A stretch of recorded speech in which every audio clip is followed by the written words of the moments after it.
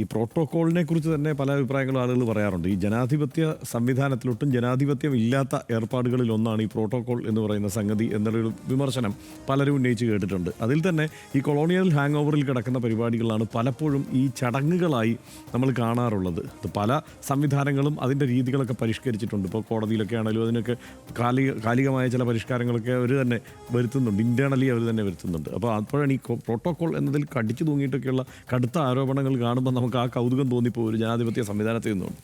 അപ്പോൾ എന്തായാലും ഈ മന്ത്രി രാജൻ ചോദിച്ച ചോദ്യം തന്നെയാണ് അതിൽ ഏറ്റവും പ്രസക്തം. കാരണം ആ ഭൂപടം എന്നത് ഇന്ത്യയുടെ ഭൂപടമല്ല. പിന്നെ അത് മന്ത്രി രാജൻ പറയുന്നത് ഇന്ത്യയുടേതല്ലാത്ത ഒരു ഭൂപടം, അതാണ് നമ്മളവിടെ കാണുന്നത്, ആ ചിത്രത്തിൽ കാണുന്നത്. മാത്രമല്ല ഈ പ്രോട്ടോക്കോൾ പാലിക്കുന്നു എങ്കിൽ ആദ്യം ഇത് ഇവർ കൂടി ചേർന്നുകൊണ്ട്, അതായത് ഈ മന്ത്രി വി ശിവൻകുട്ടി കൂടി പങ്കെടുക്കേണ്ട ഒരു പരിപാടി മന്ത്രിയെ അറിയിക്കണമല്ലോ ഈ പ്രോട്ടോക്കോൾ അനുസരിച്ച് ഇങ്ങനെയാണ് എന്നുള്ളത്. അതും പ്രോട്ടോക്കോളിൽ പെടുന്നതാണല്ലോ ഈ അറിയിക്കുക എന്നുള്ളതും. ആ ചടങ്ങ് എങ്ങനെയാണ് എന്നുള്ളത് അറിയിക്കുക എന്നുള്ളതും പ്രോട്ടോക്കോളിൽ പെടുന്നതാണ്. അത് സംഭവിച്ചിട്ടില്ല എന്നുള്ളതും പ്രോട്ടോക്കോൾ ലംഘനമാണ് അങ്ങനെ നോക്കിക്കഴിഞ്ഞാൽ.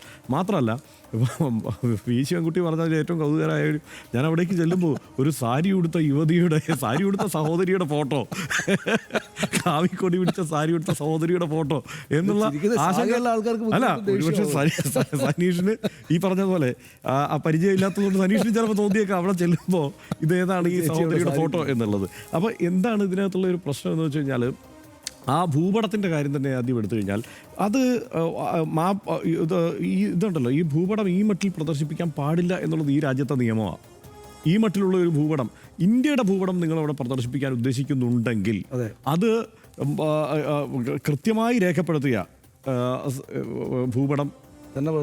തന്നെ പ്രദർശിപ്പിക്കണം. അതിനകത്ത് മാത്രമല്ല, അകത്ത് മാത്രമല്ല, ഇസ്രായേൽ കഴിഞ്ഞ ദിവസം പ്രദർശിപ്പിച്ചതിൽ പോലും അതിൽ ഈ പറഞ്ഞ പ്രശ്നമുണ്ട്. അപ്പൊ മാപ്പ് പറഞ്ഞു മാറ്റി. അതാണ് അവിടെ യുദ്ധം നടത്തുമ്പോൾ ഇത്രയും ഗൗരവമായിട്ട് മാപ്പ് പറഞ്ഞു മാറ്റി. സർവേ ഓഫ് ഇന്ത്യയുടെ ഭൂപടം അവൈലബിൾ ആണ് എല്ലായിടത്തും. ആ ഭൂപടത്തിൽ കൃത്യമായി രേഖപ്പെടുത്തിയിട്ടുണ്ട്. അതിലെന്താണ് ഈ LOC അടക്കം എങ്ങനെയാണ് രേഖപ്പെടുത്തേണ്ടത് എന്നുള്ളത് സംബന്ധിച്ച്, അക്സായ് ചിൻ മേഖലയൊക്കെ എങ്ങനെയാണ് രേഖപ്പെടുത്തേണ്ടത് എന്നത് അടക്കം വ്യക്തതയുണ്ട്. ആ ഭൂപടം അല്ല പ്രദർശിപ്പിക്കുന്നതെങ്കിൽ അത് ഗുരുതരമായ തെറ്റാണ് ഇവിടെ. അപ്പോൾ ആ നിലയ്ക്ക് നോക്കിയാൽ ഇതൊരു ഭൂപടമായി തന്നെയാണ് അവർ ഉദ്ദേശിക്കുന്നതെങ്കിൽ എന്ത് അഖണ്ഡ ഭാരതമാണെന്നും പറഞ്ഞിട്ട് കാര്യമില്ല. അതല്ല സ്വതന്ത്ര ഇന്ത്യയുടെ ഭൂപടം.